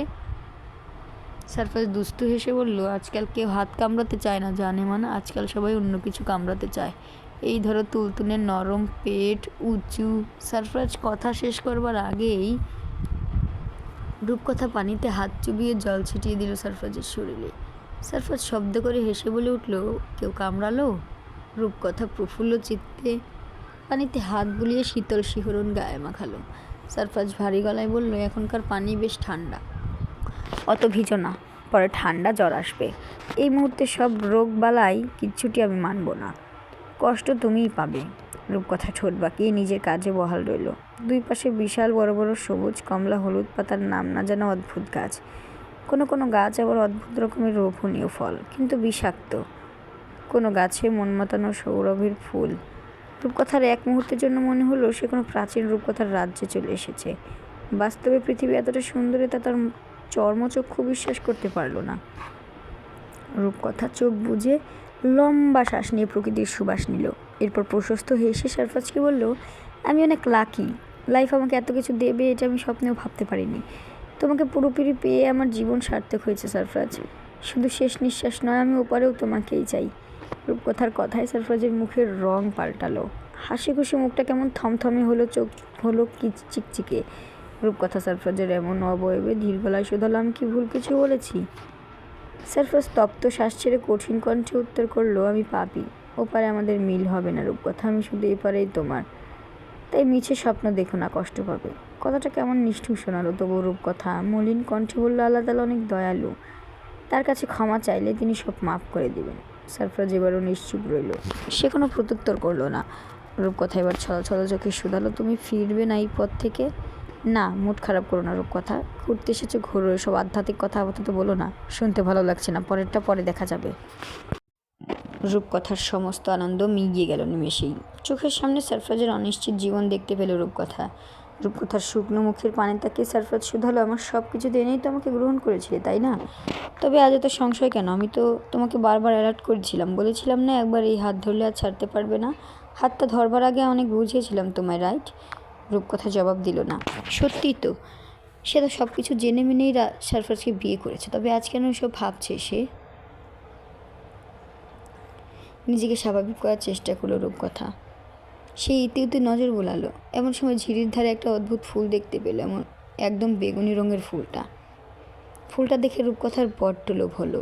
সে মনের মেঘ কাটিয়ে আহ্লাদি হয়ে বাচ্চাদের মতো রোল করে সারফরাজকে বলল, ওই ফুলটা আমার চাই, এনে দাও প্লিজ। সারফরাজ মাথা ঝাঁকিয়ে বলল, নিশ্চয়ই ম্যাডাম। এরপর সে ফুলের নিকট গিয়ে ফুলটা ছিঁড়ে নিয়ে রূপকথার কানে পিঠে গুজে দিয়ে কপালে চুমু এঁকে সারফরাজ ফিসফিস করে বলল, আমি সাধু পুরুষ হলে তোমার সমস্ত ইচ্ছা পূরণ করতে ব্যর্থ হব। অসাধু পাপী হয়ে যদি তোমার সমস্ত ইচ্ছে পূরণ করতে পারি তবে ক্ষতি কী প্রিয়তমা? সারফরাজের ঘোলাটে চোখের পানে দৃষ্টি নিবদ্ধ হয়ে সারফরাজকে শক্ত করে জড়িয়ে ধরল রূপকথা। এরপর ধরে আসা গলায় বলল, আমার কিচ্ছু চাই না, শুধু তোমাকে চাই, তুমি হলেই আমার চলে যাবে। রূপকথার মাথার তালুতে গাঢ় চুম্বন আঁকল সারফরাজ। এরপর রূপকথার ছোটো মুখখানি হাতের আজলায় ভরে বলল, প্রমিস করবো না, বাট আই উইল ট্রাই। রূপকথা ঠোঁটের কোণে হাসি ফুটিয়ে অবিশ্বাস্য গলায় শুধালো, সত্যি? রূপকথার চোখের পাতায় চুমু খেয়ে সারফরাজ বলল, 3 সত্যি। মস্কো এয়ারপোর্টে বিমান থামতে চুপকথাকে নিয়ে নেমে গেল রুদ্র মনে মনে ভাবলো, মেয়েটা সেখানে যাবে, সেই জায়গায় ট্যাক্সিতে তাকে তুলে দেব। অচেনা শহরে আজকাল মেয়েদের চলাফেরা করার রিস্ক, তার মধ্যে যদি কথা বলার সক্ষমতা না থাকে তবে বিষয়টা আরও ভয়াবহ। চিৎকার করে হেল্পটুকুন চাইতে পারবে না। চুপকথাকে নিয়ে এয়ারপোর্টের বাইরে বেরিয়ে এলো রুদ্র। এরপর অপেক্ষা করতে লাগলো ট্যাক্সির। চুপকথা হঠাৎ খেয়াল করলো রুদ্রের যেই হাত খামচে ধরেছিল তাতে ছিলে গিয়ে রক্ত জমাট বেঁধে রয়েছে। তার বেশ অপরাধবোধ অনুভূত হলো মনে, কিন্তু সে প্রকাশ করতে পারল না। নিজের ব্যাগ হাতে একটা 1 টাইম ব্যান্ডেজ বের করলো সে। এরপর রুদ্রের হাত টেনে নিয়ে গভীর নজর বুলালো। চুপকথার শীতল হাতের স্পর্শে চমকে কেঁপে উঠল রুদ্র। অদ্ভুত এক অনুভূতি হলো, কেমন শিহরণ জাগালো সারা শরীরে। বুক ভেঙে হার্টবিট বেরিয়ে যেতে চাইছে। মেয়েটির কাণ্ডে ঠোঁট টিপে শক্ত হয়ে দাঁড়িয়ে রইল রুদ্র। চুপকথা ব্যাগ থেকে পেট্রোলিয়াম জেলি দিয়ে সেটা মাখিয়ে দিল রুদ্রের শুকিয়ে ওঠা ক্ষততে। এরপর ব্যান্ডেজ আটকে হাতের সাইন দিয়ে বোঝালো, বাসায় গিয়ে একটা অয়েনমেন্ট লাগিয়ে নেবেন, এখানে অধিক ঠান্ডা, যত্ন না নিলে ক্ষত ফেটে রক্ত বের হবে। বুঝেছেন কি বলছি? মেয়েটির কথায় অল্প হাসল রুদ্র, এরপর মাথা ঝাঁকালো। এমন সময় দুটো মেয়ে এলো প্ল্যাকার্ড নিয়ে। প্ল্যাকার্ডে লেখা চুপকথা সেটা দেখে এগিয়ে গিয়ে নিজের পরিচয় মেলে ধরল। মেয়ে দুটো নিজের গাড়ির নির্দেশ করে বলে উঠল, আমাদের সঙ্গে এসো। ব্যস্ততার হুড়োহুড়িতে রুদ্র চুপকথার সাথে আর কথা বলার সুযোগ পেল না। মেয়ে দুটো তারা দেখিয়ে চুপকথাকে গাড়িতে বসালো। গাড়ির জানালা দিয়ে রুদ্রকে বাই বলল চুপকথা। এরপর হাত ইশারায় বলল, আমাদের আবার দেখা হবে। নম্বর চাইবার আগেই গাড়ির দৃষ্টি সীমানা ছাড়ালো। রুদ্র হাতের ব্যান্ডেজটার পানে তাকিয়ে তপ্তশ্বাস ফেলে হতাশা মিশ্রিত কণ্ঠে নিজেকে নিজেই শুধালো, আমাদেরকে আদৌ আবার দেখা হবে মিস চুপকথা? দেখা না হলেই বোধ হয় ভালো, তাই না? নয়তো আমার কালো ছায়া তোমায় গ্রাস করবে। রাশিয়া পৌঁছে নিজ কর্মক্ষেত্রে যোগদান করেছে রুদ্ররাজ। শহর থেকে বেশ খানিক দূরে জোয়াভেনিগরোদ নামক উত্তর অঞ্চলে। রুদ্র প্রথমে ভেবেছিল এখানে হয়তো মস্কোর নেই বড় কোনো হসপিটাল নেই, কিন্তু এখানে আসার পর তার চোখ কপালে উঠেছে। যে হসপিটালে সে যোগদান করেছে সেটা বিশাল বড় এক নিউরো হসপিটাল। এখানে চিকিৎসা সেবা মস্কো শহরের তুলনায় অতটা ব্যয়বহুল নয়।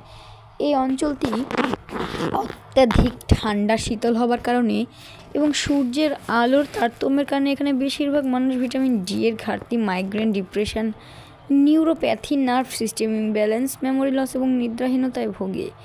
এই অঞ্চলের বেশিরভাগ মানুষ স্নায়বিক সমস্যায় ভোগে। এইখানে নিউরোসার্জনদের প্রচুর চাহিদা, কিন্তু অধিক ঠান্ডা কেউ টিকতে পারে না এখানে। চিকিৎসা সেবা দিতে এসে ডক্টর নিজেই অসুস্থ হয়ে এলাকা ছাড়েন। তাই রুদ্র পেপার সাবমিট করার সাথে সাথেই তারা রুদ্রের বাকি হিস্ট্রি চেক না করেই শুধু ডিগ্রি আর অভিজ্ঞতার দিকে রাজি হয়ে গিয়েছে। এখানে আসার পর প্রথমে রুদ্রের মনে হয়েছে সে এখানে টিকতে পারবে না, কিন্তু তাকে টিকতে হবে। এখান থেকে তার ফিরে যাবার সমস্ত দুয়ার বন্ধ। সুফান চৌধুরীর পাতাল ঘরের তুলনায় এখানে সে দিব্যি ভালো আছে। রুদ্রের 2 দিনের চিকিৎসা সেবার হসপিটাল কর্তৃপক্ষ বেশ সন্তুষ্ট হলেন। যুবক দক্ষ এবং চৌকস একজন ডক্টর, এটা বুঝতে তাদের সময় লাগলো না। কিন্তু কিছু কিছু ডক্টরের হাত যে যশ থাকে, তারা শুধু নাপা ট্যাবলেট খাইয়ে দিলেও বিছানায় পড়ে থাকা রোগী দৌড়ে বেড়ায়। তাদের কাছে রুদ্রকে এমনই মনে হলো। হসপিটাল থেকে 5 কিলোমিটার দূরে রুদ্রের ছোট্ট একটা ঘর। অত বিলাসবহুল নয়, কিন্তু কোনো মতো টেনে টুনে চলে। এখানে ইলেকট্রিক ফ্লাইফেস নেই, কাঠি খড়ি দিয়ে আগুন জ্বালিয়ে ঘর উষ্ণ করতে হয়। ফ্রিজে মাছ মাংস সংরক্ষণ করার কোনো প্রয়োজন নেই। সারা তুষার বৃষ্টি হয়, বরফের স্তূপে মাছ মাংস ড্রাম ঢুকিয়ে রাখলেই চলে। সেরকম শাকসবজি এখানে পাওয়া যায় না বললেই চলে, কারণ অধিক ঠান্ডা এবং সূর্যের আলোর অনুপস্থিতিতে এখানে শাকসবজির চাষ করা অসম্ভব।